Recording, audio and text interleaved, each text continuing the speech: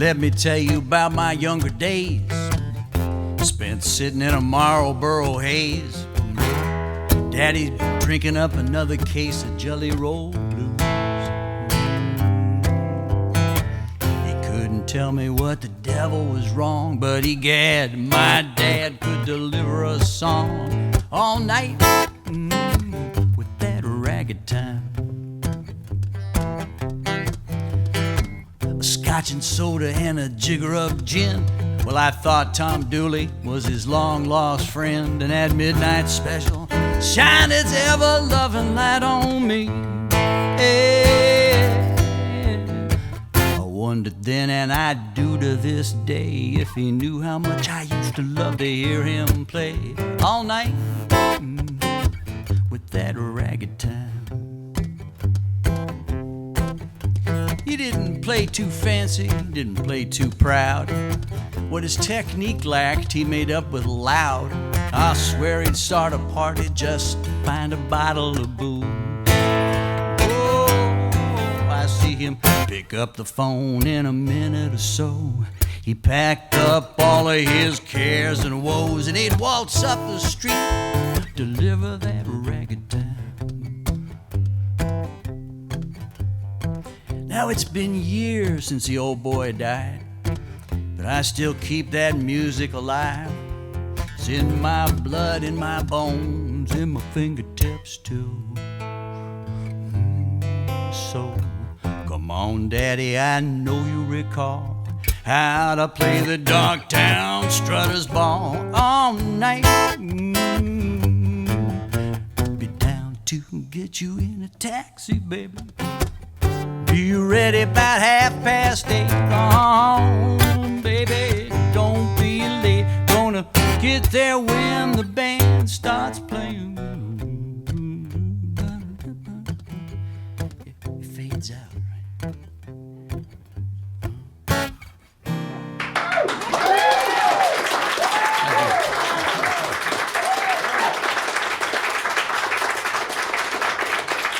Across the United States, from Talkeetna, Alaska, to Panama City, Florida, you are listening to River City Folk, a weekly broadcast of live performance, musical influences, and interview. I'm your host, Tom May. This week, from Cafe Artichoke on Powell Boulevard in Portland, Oregon.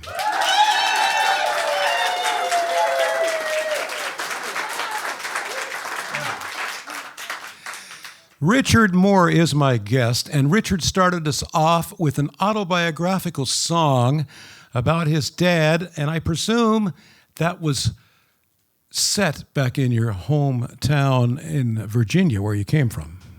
It was McLean, Virginia, little suburb, a sleepy little suburb of Washington, D.C. And I lived there before they built the Beltway, or kind of as they were building that original circumferential around D.C. and McLean and Annandale and Vienna and Fairfax and all the Maryland cities. But it wasn't too long until you escaped from that place that was growing so quickly, and you found your way around the world and eventually out here to Portland, Oregon. But when you were a young man, there's this great story about you having a treehouse in the backyard there in Virginia and listening to this song, a big hit on the radio at the time, and that really made you say to yourself, I can write a song like that. I can have a big hit on the radio. Nothing to it. Nothing to it. So fill us in about what that song was and why it had that effect on you. You're not going to tell him. I'm going to tell him. You're going to tell him. The song was Rockin' Robin, you know. She rocks in the treetop on. Anyway, it's a dumb song, and I thought at the time, I could do that. How hard can that be? It's 3 chords. But the thing that's interesting about that, you know, where that came from was, I don't know if everybody goes through this at the age of 12 or whatever I was.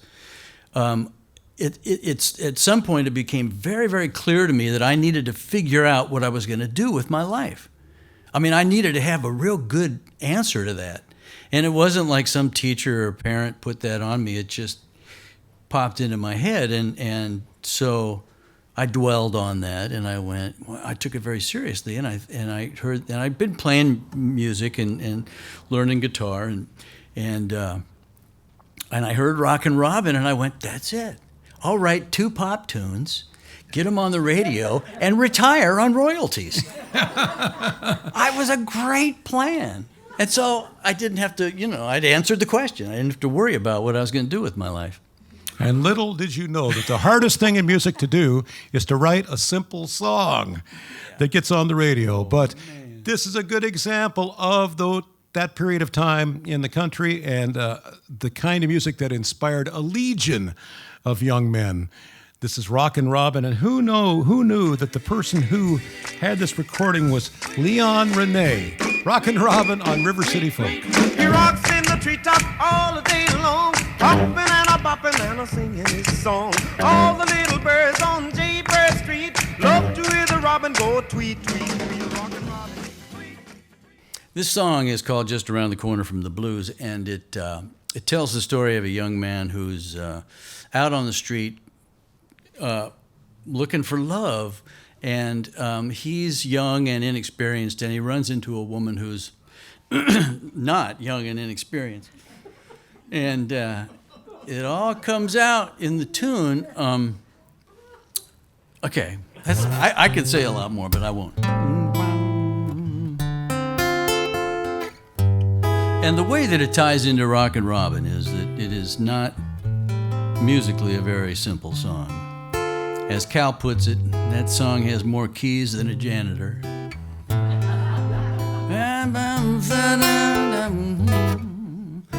Well, I was leaning on her Lincoln with my get your baby grin, wearing my zoot suit and my alligator shoes. And the jive was jumping clearly, but the clouds were rolling in.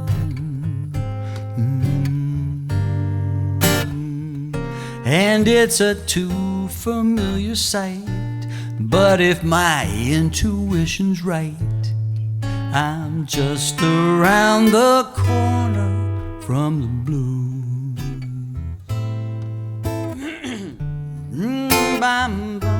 She said, sit here next to me, boy. I'm gonna take you for a ride.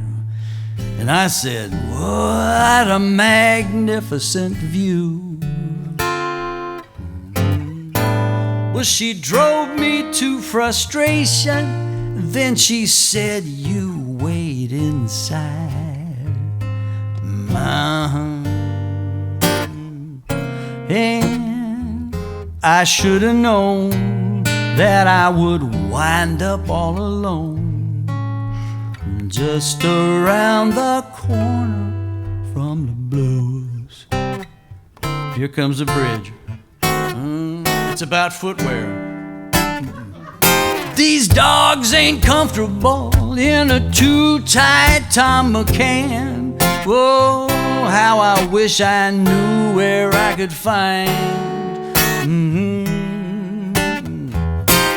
the feet it takes to fill up the shoe size of a man, and I could leave this boy behind. Bum, bum, bum, bum, bum, bum, bum, bum, bum, bum, bum. This is the instrumental interlude. While he gets his act together, and she's got something to say in the third verse.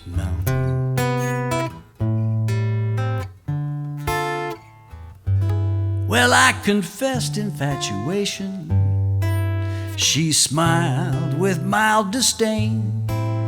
So I asked her why she thought I wore these shoes. And she said, alligator snappy, but you're standing in the rain. Yeah, I hope you dig this neighborhood, 'cause you may be camping here for good. You're just around the corner from a real sad situation. just around the corner from an overtime citation, just around the corner from the blues.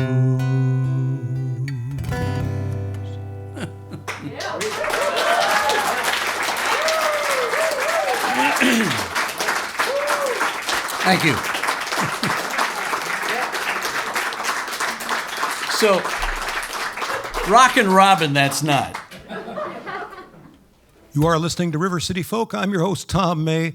We heard two pieces of music in that set, beginning with Rockin' Robin, a tune you'll remember from your childhood if you're as old as most of the people in this room this afternoon.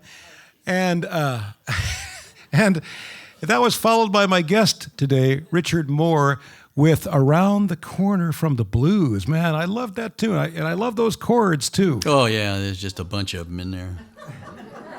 Richard, I thought I was pretty widely traveled in this profession over the last 50 years, but when I was reading more about you and kind of listening to some of your stories, I was amazed by your journey at a very young age to Istanbul, Turkey, and the production that took you there. Wow, take it away. I went to Turkey on an overseas program from Lewis and Clark with, I think there's at least a couple other people in this room that were with me on that. And within the first week of exploring the sidewalks and the covered bazaar of Istanbul, I contracted dysentery. So I was really sick. And while I was in the hotel trying to recover from that, my pals were out going to the bars. And they found a jazz club not far from where we were staying that was run by a Turkish pal named Emin Fındıkoğlu. Fındıkoğlu means son of a pistachio nut. And Emin had been to Berklee School of Music here in the States, and so his English was workable, and he was assembling the band for a Turkish production of Hair. This is 1971, right? And he said, well, I need a guitar player. And my friends go, oh, we got your guitar player. He's kind of sick right now, but, you know, when he recovers, we'll bring him down. And so that's how I ended up. I played guitar, and Val came over, and she was in the cast singing in Turkish. I didn't know she could sing in Turkish. But we traveled with the show down to Izmir, Kuşadası, kind of a touristy resort, and then we were supposed to that run was over. We were supposed to assemble in Ankara, which is much further east and is the capital of Turkey, and we had 2 weeks off, something like that. So Val and I hitchhiked along the Mediterranean coast there of southern Turkey, which probably wasn't advisable, but we didn't know that. And so we had this wonderful trip, Cappadocia and Urgup, I think, is where they dug the hillside turned it into little caves and lived in there. We got to Ankara, we're pretty much out of money, and we find out that the whole show is folded. So I think our last kopecks, we got back to Istanbul and then figured out a new plan. But that's the story of Hair. But what an experience! I mean, this is not something everybody can put onto their musical resume. Yeah. That they were in a production of Hair in Istanbul, Turkey. So you went from that massive success onto a lifetime of musical excesses. So you are the only person who's ever chosen a song from, maybe somebody else has chosen a song from a well-known musical, but I can't think of who that would have been. But this particular song fits so well. This is River City Folk, and I named it that because the show started in Nebraska, another river city. That on the Missouri River. This is from the production of The Music Man, and it is the song that really made the show, in my opinion. So, but this is something you always particularly enjoyed and meant a world of difference to you as a musician. Well, you got trouble right here in River City. Why, sure, I'm a billiard player. Certainly mighty proud to say I'm always mighty proud to say it. I consider that the hours I spend with the cue in my hand are golden. Help to cultivate horse sense and a cool head and a keen eye. And I'll just leave it there. But I was into this as a kid. As it should be. I was actually in a musical production of this back in about 1970 myself, back in Nebraska. But we're going to hear the recording, the original recording right now from the Music Man on River City Folk. We got trouble! Oh, we got trouble! Right here in River City! Right here in River City! With a capital T and that rhymes with P and that stands for pool. That stands for pool. We've surely got trouble! We surely have trouble! Right here in River City! The musical Rain asks the question, what happens to Portland, Oregon when the rains go away? And what happens, according to this story, is that the city kind of gets split right down the middle. You got the people that think that all this sunshine is the only thing that Portland ever lacked, and the other people that are kind of the natives who web feet and moss between their fingers, and they're going, if we don't get the rain back, we're in big trouble. So the city's just split right down the middle on this issue. And this old burnt-out songwriter comes back to town. He's been on the road for many years. Tom is smiling. Been on the road for too long, and he comes back to Portland where he grew up, and he's just kind of wants to come home. But he's having a little trouble defining that term. He immediately gets sideways with the population when he sings this tune. Look, I don't claim to be well-versed in meteorology, but any fool can see all this sunshine just isn't right. No, I'm a typical guy. I like girls in shorts, REI, and outdoor sports. But how can you support this endless run of cloudless skies? I'm talking about the weather and how some things got to go together. Here's what I mean. Just like Obama had to have his John McCain. Whoa, you need both yin and yang to keep an even strain. I don't know how long you're gonna last if you don't do something and do it fast. 'Cause what's the point of Portland without the rain? Well, people, neither side is real happy with that tune, so he goes off and he meets up with a young bucket drummer on the street who was about half his age. And we're not sure, his name is Mouse, we're not sure where he lives, but he does spend an awful lot of time on the street. And he's got his own issues with home. You can see the theme of home bubbling up.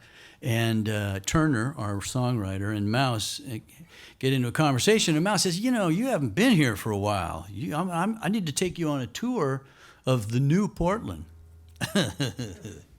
He sings this song. Walk with me across this busted bridge into the outrage of the city. Rest your cheek up on this cold concrete until the boot-clad feet take us away. Bed down by this old abandoned door where the sidewalk is soaked in piss and pity. Morning find another roadside shrine, hold up a cardboard sign while they turn away. And home isn't somewhere over the rainbow. It isn't whatever you think it is. Maybe the end of the yellow brick road is under this busted bridge.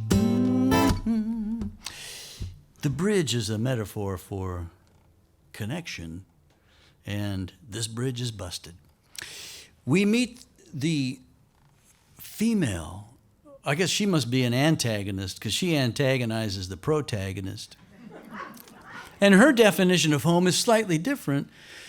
In this scene, she's walking up Broadway, going north, and just finishing up a day of work at the big highbrow ad agency that she runs. And she's going home. And this is her song.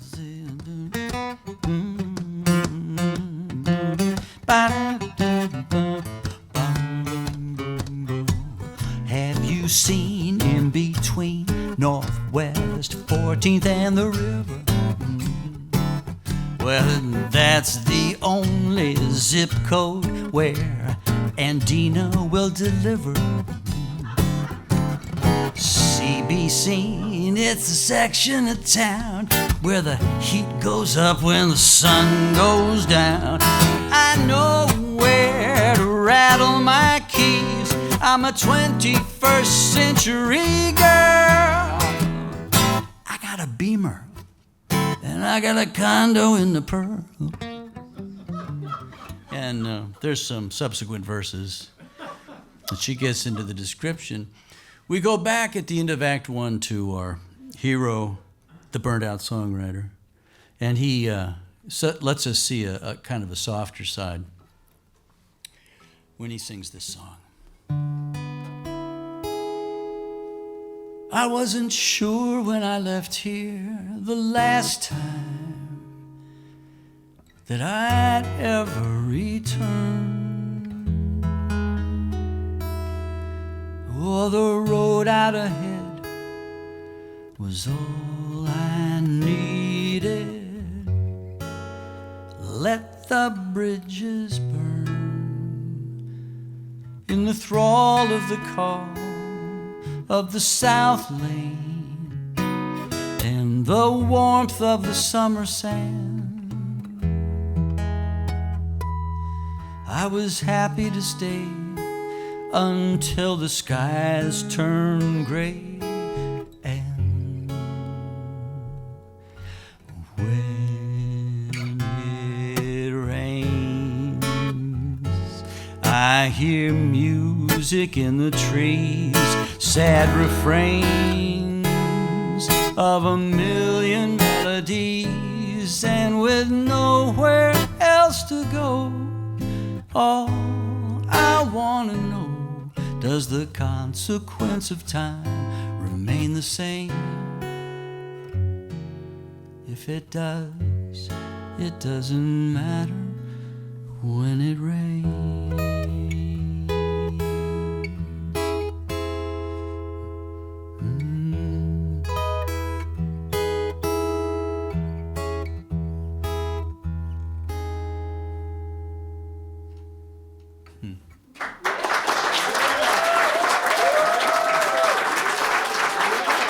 Thank you.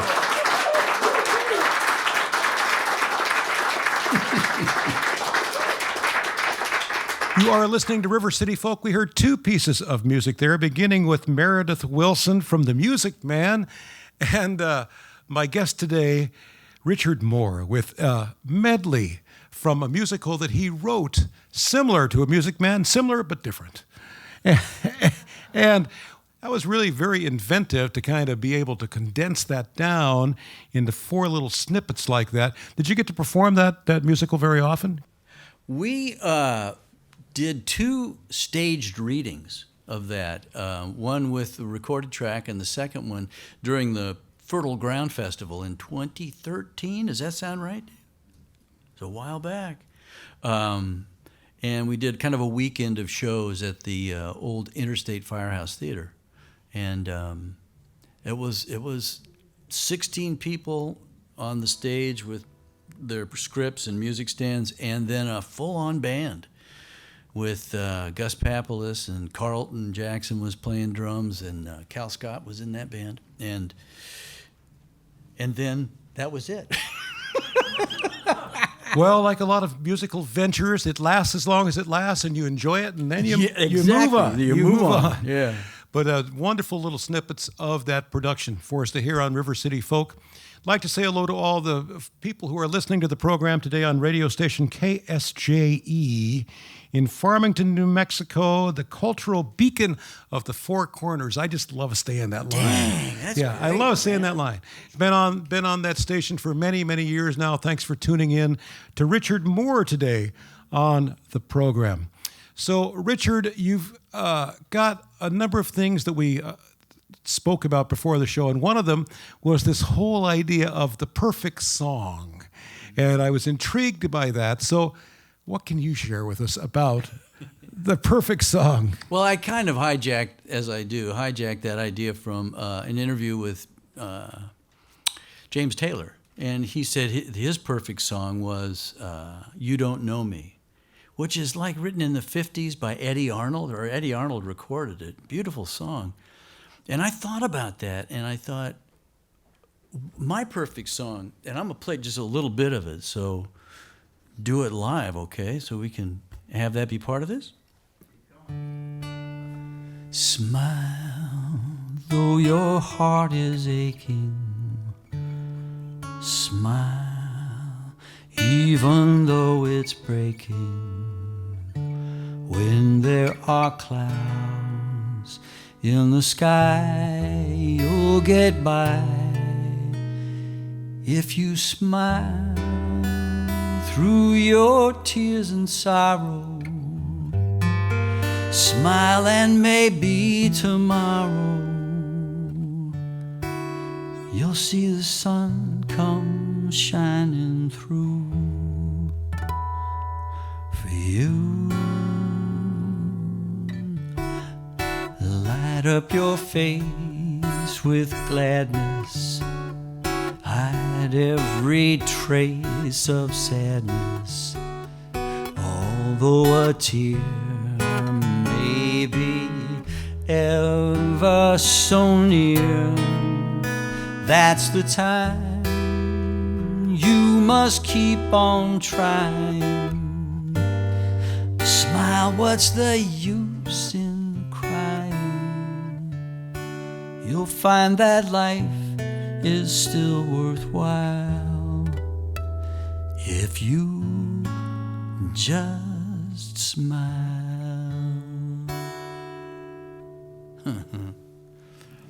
Lovely. Yeah.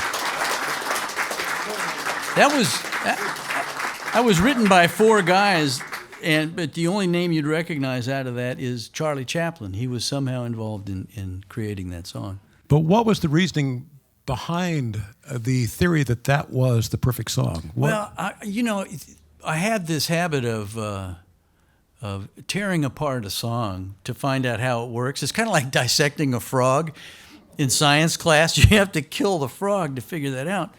And I think I, murdered, many tunes, but it's like a science experiment. And I look at the melody line and how it works against the changes. I look at the prosody, the way that the words sing and want to sing. I look at obviously the lyric and the way that the words are all put together and how cohesive they work in telling the story. And that song just scores an A on every level. There's a number of presentations on the internet about songs that dissect them like that. They're the guys that do that. It's really, really fascinating.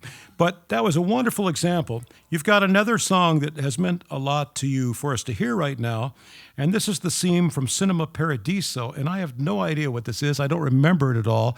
Why is this song on your list of musical adventures that you want people to participate in? This melody this doesn't happen very often, but occasionally it does. And I ran into this song on YouTube because somebody had titled it "The Best Melody Ever Written," and I'm a sucker for that kind of a, title line. So I went and listened to it, and I know who Ennio Morricone is. He's been writing themes for music and themes for cinema, for movies, and songs forever, and has just a phenomenal catalog. But when I heard this tune, the melody was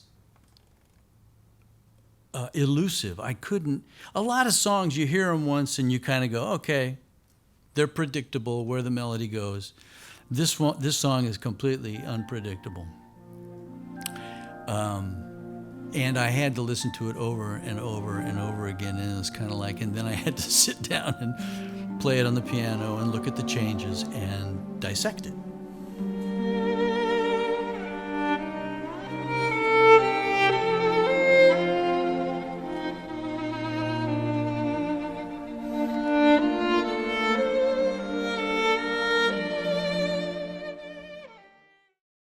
This is a song that was a little short story that I received in my email inbox one day, and I turned the story into lyric. And I have no idea who wrote the story because it said Anon at the bottom of it. But this is the Marble Song.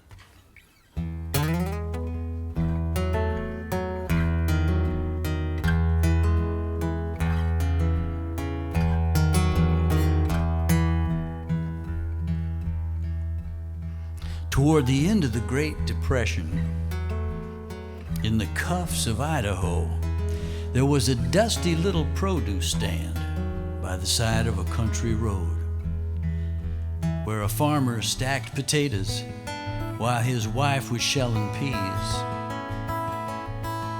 And the sunshine burned a halo around the shade beneath the trees.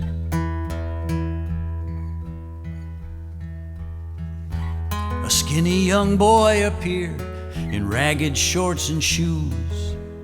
His mama, in her weakness, had sent him out to find some food. He was staring at the carrots, hungry to the bone, when the farmer knelt and asked him if he'd like to take some home.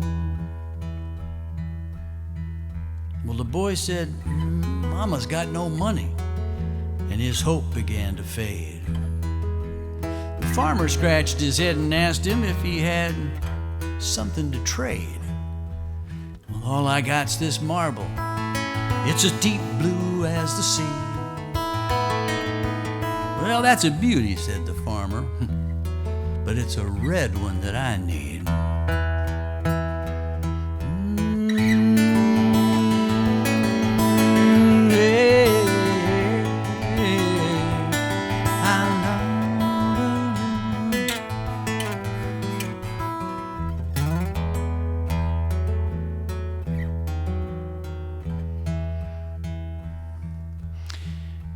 Well, that farmer pinched his lip and he said, I tell you what I'll do.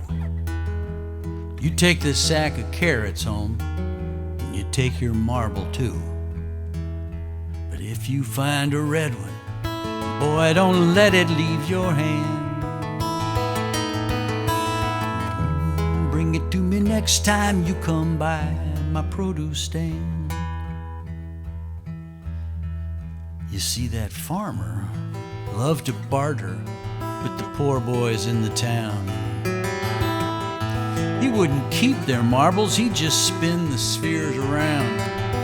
And then he'd send them home with vegetables and another color quest. And in this way he tendered that with which he had been blessed.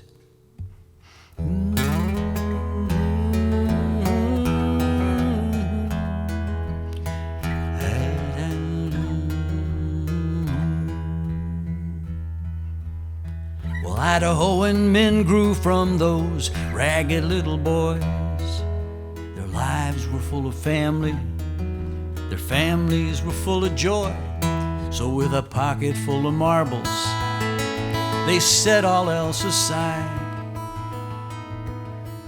to pay their final tribute on the day the farmer died.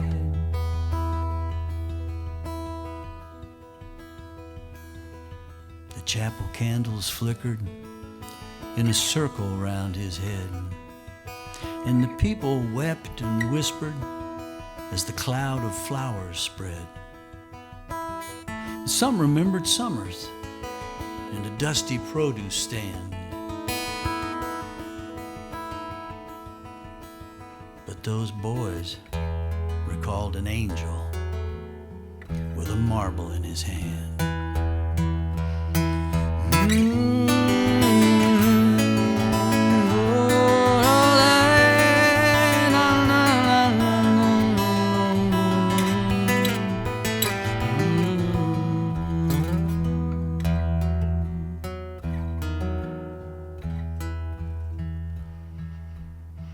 Now, a farmer's life is meager, and after years of sweat and toil, his vast accumulation is just the harvest of the soil. and the smile that he'd take to heaven, 'cause he knew that he'd been blessed with shiny gifts of glass beneath the hands upon his chest.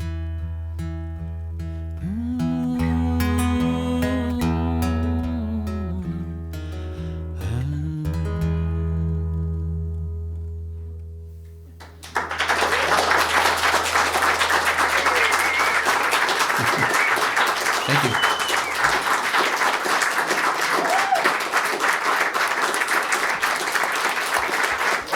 You are listening to River City Folk. We heard two pieces of music there, beginning with the theme from Cinema Paradiso, followed by my guest today, Richard Moore, with the Marble Song. We are live at Cafe Artichoke on Powell Boulevard in the City of Roses, Portland, Oregon this afternoon.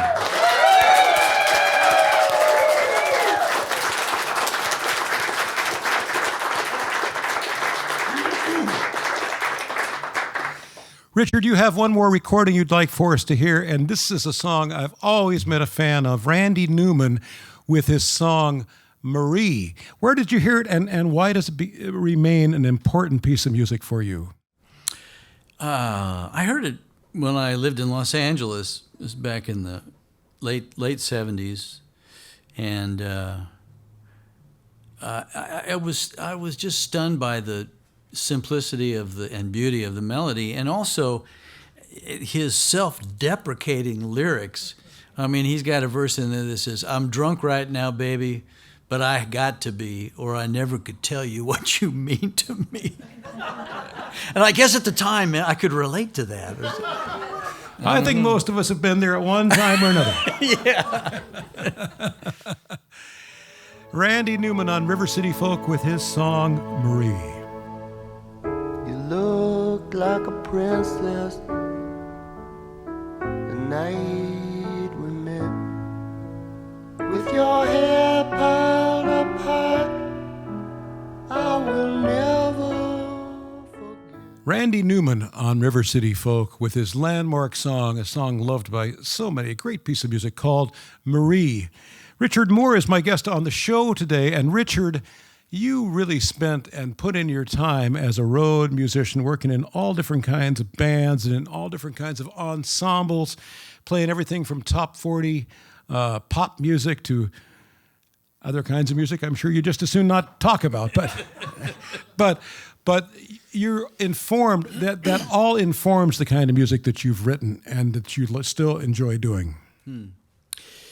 Yeah, the traveling musician gig, and you can testify to this, is tough, and it doesn't typically pay well. Bunzo, get up here and give a testimony. Where are you? It's satisfying to be able to do what you love to do and get paid for it, but it's kind of a grueling life, and I did the Istanbul and the Bangkok, Thailand, in the Sheraton Hotel there with a band but we were playing 7 nights a week, and so there was all this lovely parts of Thailand that I never got to see because I could never had a day off. So there's some wages to be paid for that. I did, though, however, wind up all of that kind of performance stuff. Not that I'm done. After this, I might be done. I don't think so. But I wound up the last probably 8 years, I think, playing with my good friend Cal Scott at Steve Arell's O'Connor's in Multnomah Village. And there's a bunch of testifiers out there to how wonderful that was as a venue and as a format. Cal and I would host, and we'd have a guest in between us in the songwriter sandwich, and we just take turns playing our own music and talking about it a little bit, and then just a whole bunch of bad jokes, courtesy of Ron Kirk. They were just absolutely perfect nights, most of them, from a performer's. And from an audience level. I mean, you know, everybody that was there just seemed to have a great time. And it goes back to something you've talked about before. The size of the venue and the size of the audience don't really matter. It's what happens in that venue and with those people that are there to see you. And of course, you've had a very prosperous last few years working in the studio, in your own studio, doing commercial work and all other kinds of recording projects. But I know at the heart of it, live performance and the songs you write yourself are still your first love. And you're going to give us one more song today to take us out, Richard. What is this last song on River City Folk going to be? Could I sneak in a jingle? It's very short. Sure, yes. Tom goes, come on, man. Okay, I was asked by a client in the advertising business to write a little jingle for the city of Astoria that he was working with. He wanted to do some radio spots, and I said, yeah, Greg, I can do that. He gave me a couple of days, and I came back with this. Well, now come on down to Astoria, see what's going on. We're in the northwest corner of Oregon. I thought it was catchy, you know? And there are going to be people who listen to that in Astoria, New York, and they're going to say, what the hell's he talking about? Yeah, right. Oregon, what's that? Okay, last tune? Last song. I got, you know, like a whole bunch more. But we're out of time. This song is called Please Forgive Me, and it really is kind of me trying to be Randy Newman. And that's how I learned to write, is I just emulated the guys the writers that I really admired. So there's some, I think, connections between this song and Marie. It's the first song that I wrote that I really looked at myself in the mirror and said, yeah, I think you can do this.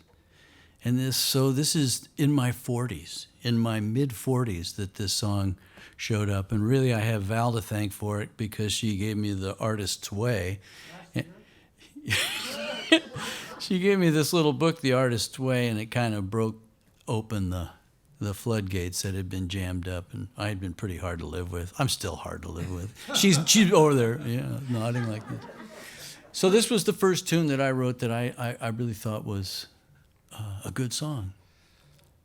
Richard, it's been just a pleasure to have you on the show and to spend some time with you today. And I'm sure everybody that's here feels the same way, and hopefully everybody around the country feels the same way. I'm sure they do. Richard Moore on River City Folk in Portland, Oregon. And the name of this last song is? Baby, Please Forgive Me.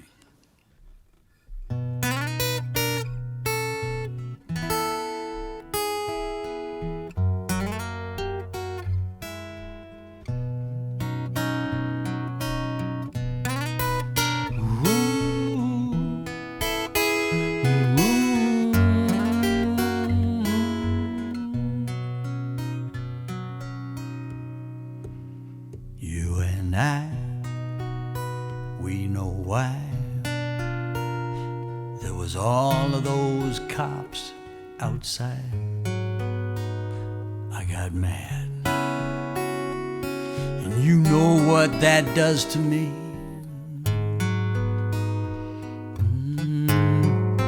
Now there's a hole in the bedroom door, and I'm crawling to you once more. Baby, please, won't you forgive me?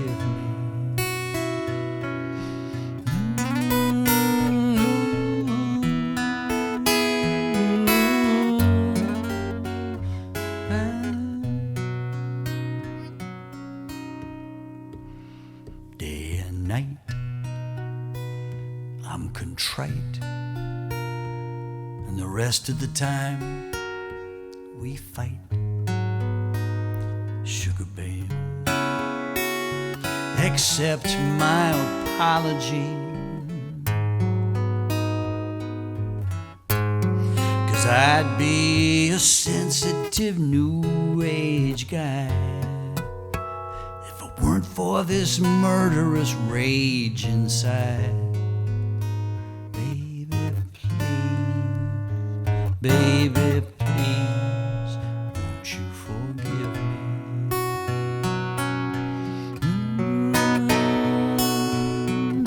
Sticks and stones can break a bone, oh, but I just put the walls up high, 'cause the words you choose to put to use, they set this house on fire.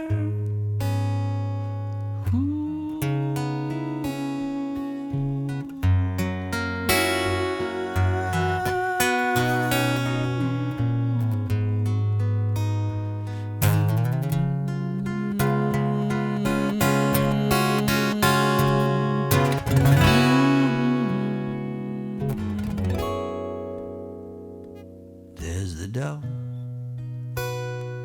you can go. My blessings you got, you know. Caveat, if you start looking for company,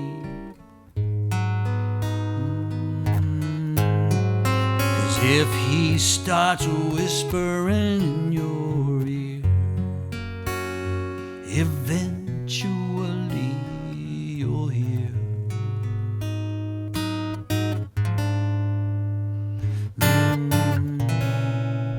Won't you forgive me? Yeah, yeah, yeah.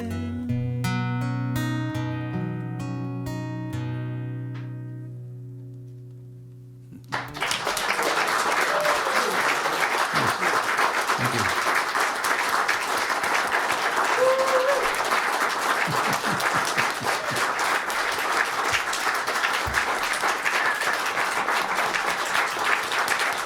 Thank you.